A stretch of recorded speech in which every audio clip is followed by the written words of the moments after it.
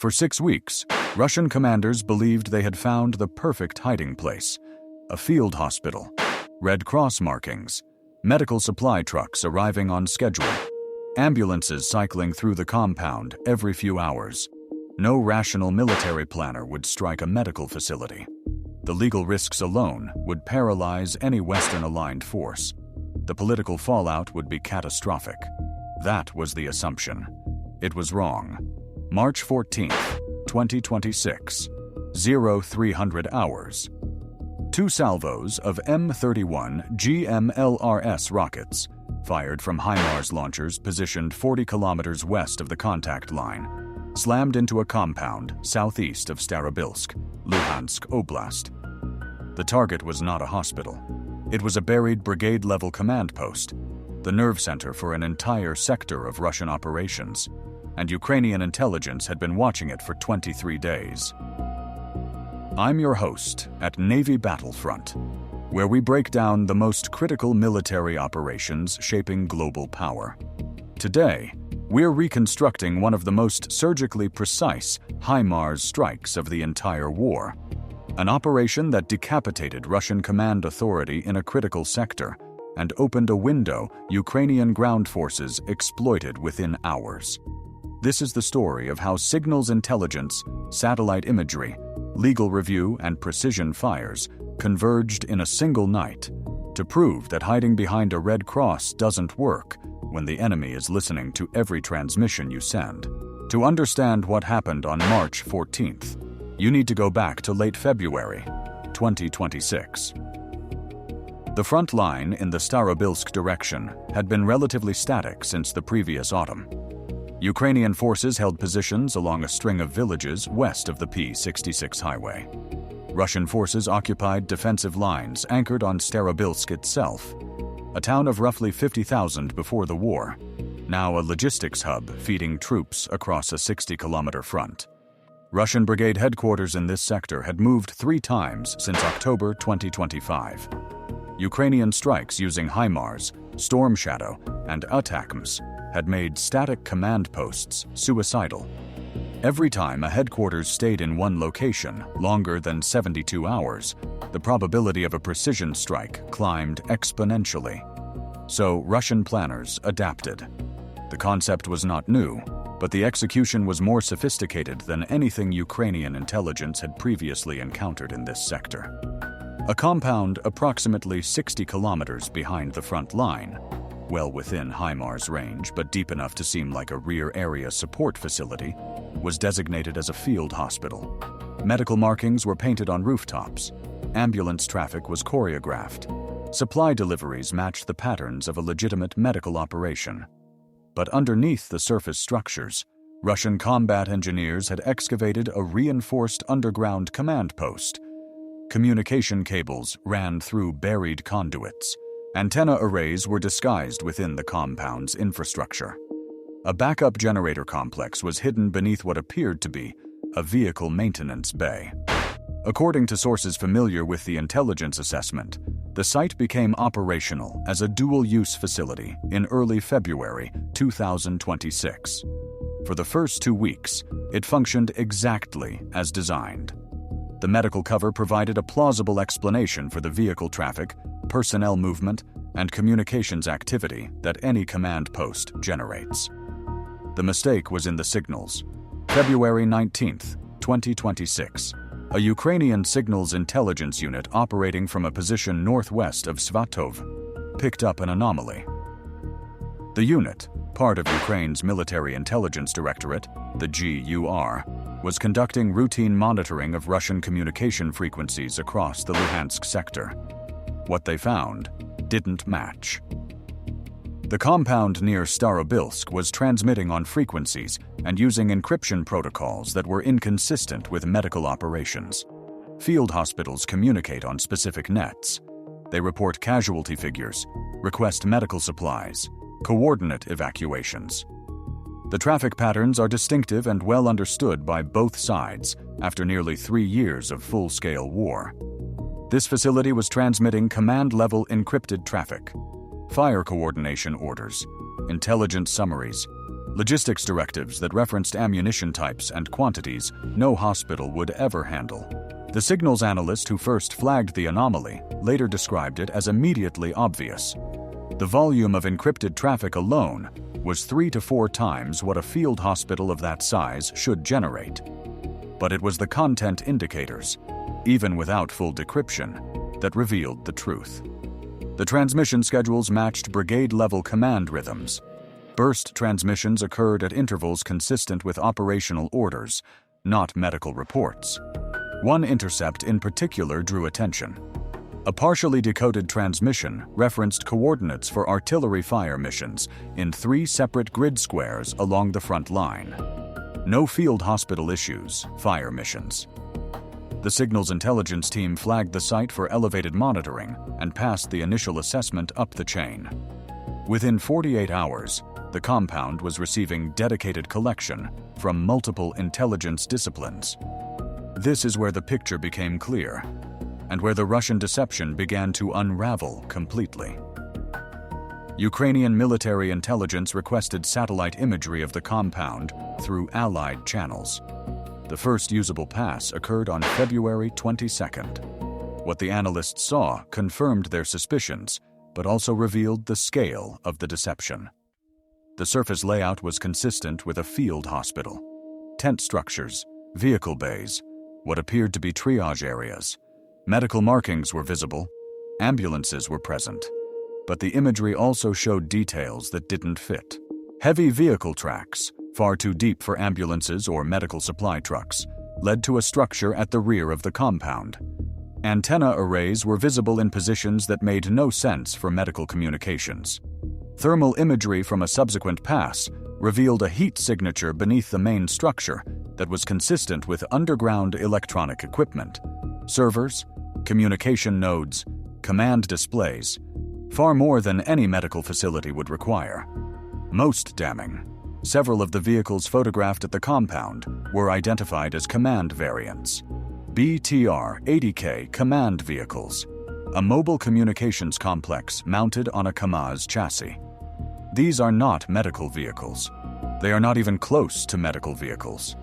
Their presence at the compound was a signature that could not be explained away. The intelligence assessment was upgraded from probable to confirmed.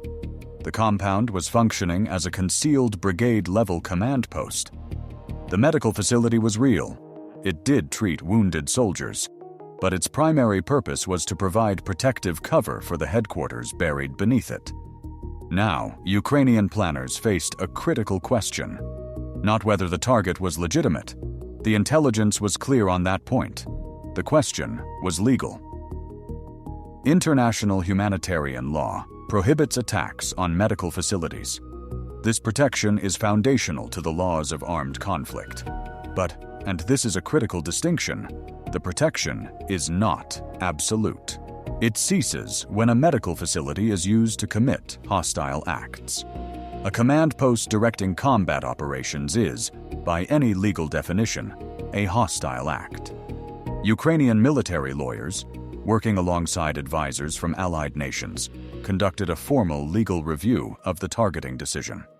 The review examined multiple independent intelligence streams: signals intelligence confirming command-level communications, satellite imagery showing military command vehicles, and infrastructure inconsistent with medical use, and human intelligence from sources in the area, confirming the underground construction. The legal conclusion was unambiguous. The facility had forfeited its protected status by functioning as a military command post. The medical cover was itself a violation of international law, specifically the prohibition against using protected symbols and facilities to shield military objectives. The Russian commanders who designed this arrangement had committed a perfidy violation. Approval to strike was granted on March 8th, but the operation would not be executed for another 6 days. The delay was deliberate. Ukrainian planners wanted to maximize the impact of the strike, and that meant timing it precisely. Intelligence monitoring continued around the clock. Signals analysts tracked the communication patterns to identify peak activity periods. times when the maximum number of senior officers would be present in the underground command post. Satellite passes provided updated imagery to confirm no significant changes to the facility layout. The pattern was clear. Peak command activity occurred between 0200 and 0400 local time. This might seem counterintuitive. Why would a headquarters be most active in the middle of the night? The answer lies in the rhythm of modern warfare along the contact line. Nighttime is when operations are planned for the following day. Intelligence summaries are compiled. Fire plans are coordinated. Orders are drafted and transmitted. The war doesn't sleep, but it does have a heartbeat, and the pulse is strongest in those pre-dawn hours. March 12th, Ukrainian planners finalized the strike package. 2 HIMARS launchers would be used. The primary target was the entrance to the underground command post, identified through imagery analysis as a reinforced passage at the rear of the compound, accessed through the structure that showed the heaviest vehicle traffic. The secondary target was the communications array, the antenna complex and associated equipment that connected the command post to subordinate units across the front. The choice of GMLRS rockets over ATA-CMS was deliberate. The M31A1 GMLRS carries a 200-pound unitary warhead with GPS-guided precision. Against a buried target, the warhead would not penetrate to the underground level on its own, but multiple impacts on the entrance structure would collapse the access points, potentially trapping personnel inside and, critically, severing the physical connections between the underground command post and its surface communications infrastructure. The GMLRS also offered a key advantage: reduced collateral damage radius compared to larger munitions. Ukrainian planners were aware that the compound did contain some legitimate medical functions. The strike was designed to hit the military infrastructure while minimizing damage to areas where wounded soldiers might be receiving treatment. This was not a simple calculation. It was a dilemma. Every command post strike in this war carries the risk of secondary effects. The underground bunker might contain ammunition, and indeed, intelligence suggested it did. Stored munitions near a medical facility meant that secondary explosions could spread damage beyond the intended target area. The planning cell debated this for 2 days. The final assessment was that the military necessity of eliminating the brigade command post, which was actively directing operations that killed Ukrainian soldiers daily, outweighed the risk of collateral damage to a facility that was itself being used in violation of international law. The strike was authorized for the night of March 13th to 14th, during the peak activity window. March 13th, 2026, 1800 hours. 2 HIMARS launchers began their movement from concealed positions in western Luhansk Oblast. The vehicles traveled along routes that had been surveyed and cleared for electronic signatures. Counter-battery radar avoidance was a constant concern. Russian Zupark-1 counter-battery systems could detect rocket launches and calculate origin points within seconds. The HIMARS crews had rehearsed a shoot-and-scoot sequence that gave them less than 4 minutes between the last rocket leaving the launcher and the vehicle moving to a pre-planned displacement position. By 2200 hours, both launchers were in their firing positions, 41 kilometers from the target. Well within the GMLRS maximum range of approximately 84 kilometers, the crews waited. At 0100, a final signals intelligence check confirmed heavy encrypted traffic from the target compound. The command post was active. Senior-level communications were ongoing. At 0215, the strike package received final confirmation. Weather conditions were acceptable. No friendly forces were within the danger zone. All legal approvals remained valid. At 0247, the battery commander received the execute order. 13 minutes to launch. The HIMARS crews ran through their final checklists. GPS coordinates were verified against the targeting data. The M31A1 rockets were already loaded. 6 per launcher, 12 total. The plan called for 2 salvos. The first salvo of 6 rockets would target the command post entrance and the structure directly above the underground facility. The second salvo, fired 90 seconds later from the second launcher, would target the communications array and antenna positions on the compound's northern perimeter. 0300. The first HIMARS launcher fired. 6 GMLRS rockets left the launch pod in rapid sequence. Total time from first to last rocket, approximately 18 seconds.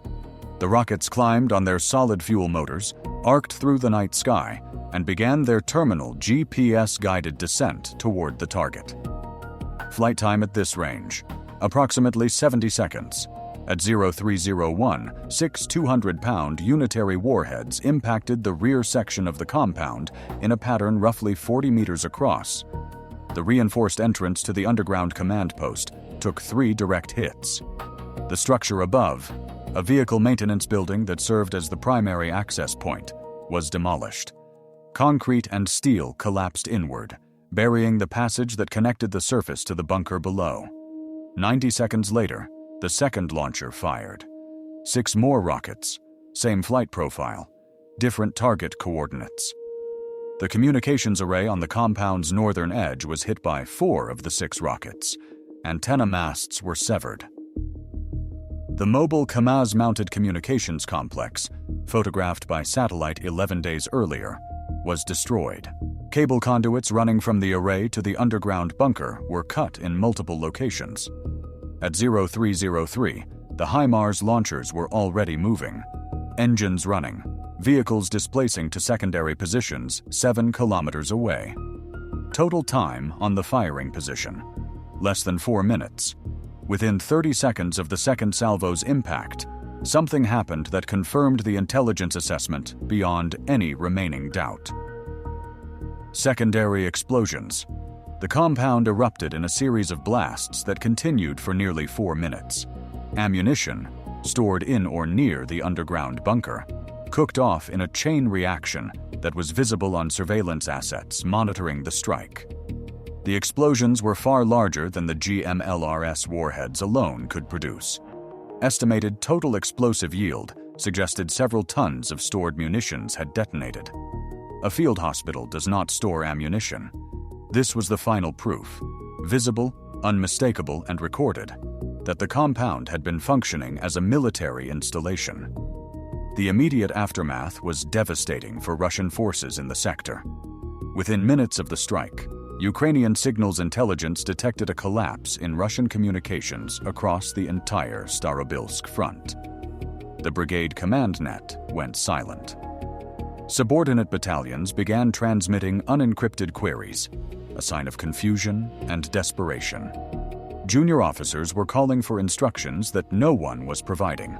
The command post had been the central node for Russian operations across a 60-kilometer front. Its destruction didn't just eliminate the officers and equipment inside the bunker. It severed the connections between the brigade headquarters and every unit it controlled. Fire coordination ceased. Intelligence distribution stopped. Logistics requests went unanswered. For 14 hours, Russian frontline units in the Starobilsk sector operated without brigade-level command and control. 14 hours. In modern combined arms warfare, that is an eternity. Ukrainian commanders recognized the opportunity almost immediately.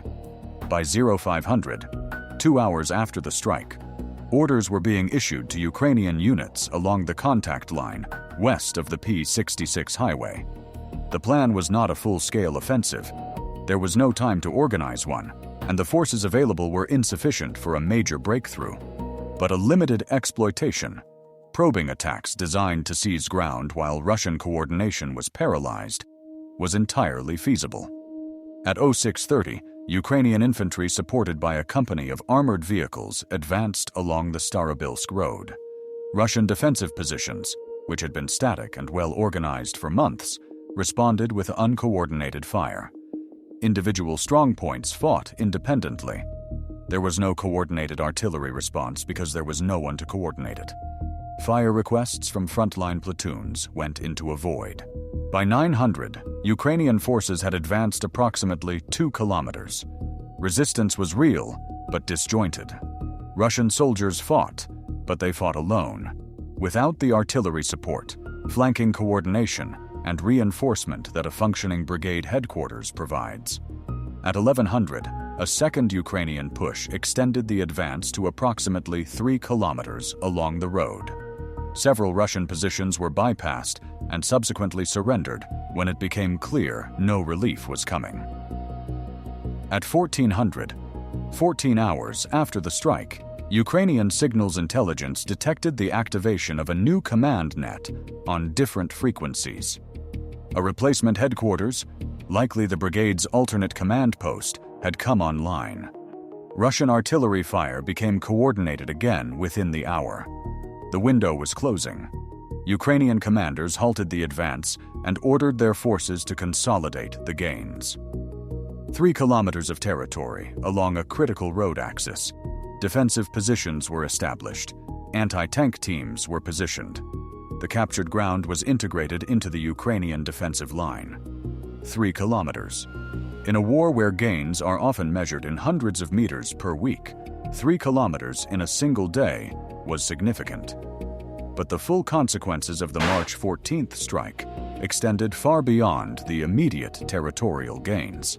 Declassified assessments compiled in the weeks following the operation revealed the scale of the damage to Russian command capability. The brigade chief of staff was confirmed eliminated in the strike. At least 3 other senior officers, the operations officer, the intelligence officer, and the communications officer, were either killed or severely wounded. The exact casualty count within the bunker remains disputed, but estimates range from 20 to 35 personnel. The loss of the communications infrastructure was arguably more damaging than the loss of personnel. Officers can be replaced.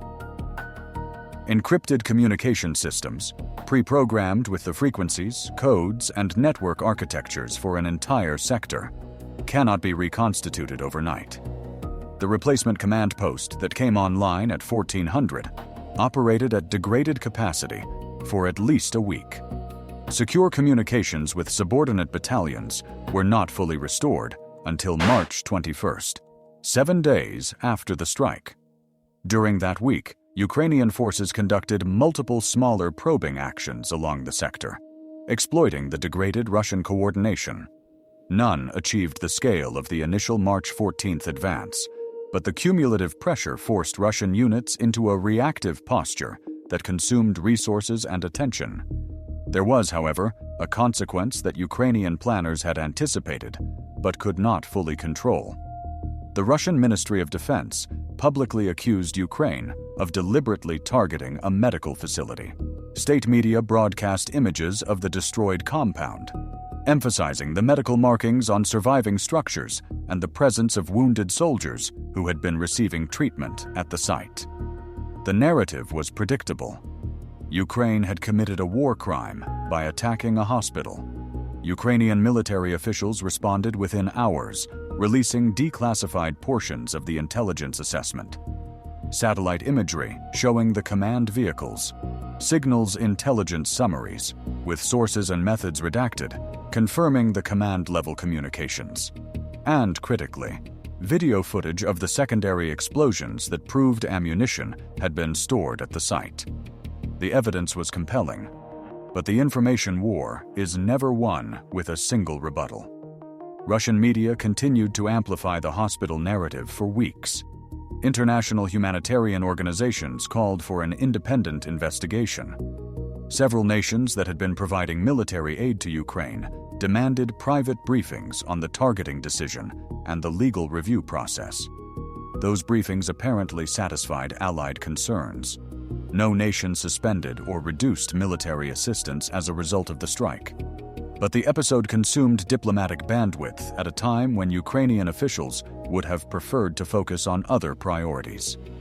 This is the inherent tension in striking dual-use facilities, even when the strike is legally justified. Being right is not the same as being believed. And in a war where international support is as critical as artillery ammunition, perception matters as much as precision. The March 14th strike also triggered an adaptation in Russian practices that Ukrainian intelligence had to account for in subsequent operations. Within weeks, Russian command posts across multiple sectors began relocating more frequently. The average time a brigade headquarters remained in a single location dropped from approximately 5 days to less than 3. Mobile command variants, vehicles rather than fixed structures, became more common. Communications discipline tightened, with shorter transmission times and more frequent frequency changes. The deception tactic of hiding command posts beneath medical facilities was not abandoned entirely, but it became less prevalent. Russian planners apparently concluded that the intelligence signatures were too difficult to conceal. The very act of burying a command post beneath a hospital created patterns: vehicle traffic, communications volume, personnel movement, that competent signals and imagery intelligence would eventually detect. Some Western analysts described this as a net positive for the laws of armed conflict. By demonstrating that the deception would be detected and the target destroyed, regardless of its medical cover, Ukrainian forces had actually reduced the incentive for future violations. Others were less optimistic. The adaptation toward more mobile, dispersed command structures made Russian headquarters harder to find and harder to strike. The HIMARS had destroyed one target, but the Russian response created a more resilient, if less efficient, command architecture. There is a technical dimension to this operation that deserves attention. The HIMARS system, formerly the M142 High Mobility Artillery Rocket System, has become one of the most consequential weapons of this war. Manufactured by Lockheed Martin, the system mounts a single 6-round launch pod on a 5-ton truck chassis. It can fire the M31 GMLRS guided rocket to a range of approximately 84 kilometers, or the ATACMS tactical ballistic missile to ranges exceeding 300 kilometers. Ukraine received its first HIMARS launchers in June 2022. By March 2026, the fleet had grown significantly through multiple tranches of U.S. military assistance, though exact numbers remain classified. The system's impact on the war has been disproportionate to the number of launchers deployed. The key is precision. The M31A1 GMLRS achieves a circular error probable, the radius within which 50% of rounds will impact, of approximately 2 meters. 2 meters, at ranges of up to 84 kilometers. This allows Ukrainian forces to strike point targets, command posts, ammunition depots, logistics nodes, air defense systems, with a reliability that was simply not possible with the Soviet-era artillery that comprised most of Ukraine's arsenal at the war's start. The March 14th strike demonstrated this precision under operational conditions. 12 rockets, 2 distinct target complexes within a single compound, direct hits on both the command post entrance and the communications array. No rockets impacted outside the compound perimeter. The strike achieved its objectives without damaging the surrounding civilian infrastructure: houses, roads, other buildings within a few hundred meters of the compound. This level of precision also enabled the legal justification for the strike. The ability to hit specific structures within a compound, rather than leveling the entire area, was central to the proportionality assessment that Ukrainian military lawyers used to approve the operation. A less precise weapon system would have required a different calculation, potentially one that weighed more heavily against striking. If you've made it this far, subscribe to Navy Battlefront. We reconstruct the operations that mainstream media doesn't have the detail or the patience to explain. If you want to understand how modern wars are actually fought, not the headlines, but the targeting cycles, the intelligence chains, the decisions made at 3 a.m, this is where you find it. There is one more dimension to the March 14th operation that has received less attention, but may prove to be its most lasting consequence. The strike validated a model, not just a weapons system or a tactic, but an entire kill chain, from initial signals detection through multi-source intelligence fusion, legal review, operational planning, and precision execution. That kill chain took 23 days from first detection to strike.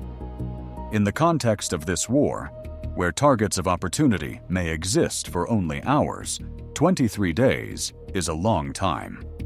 But for a target of this significance, a brigade-level command post concealed beneath a protected facility, requiring legal review and allied coordination, the timeline was remarkably compressed. The intelligence fusion was the critical element.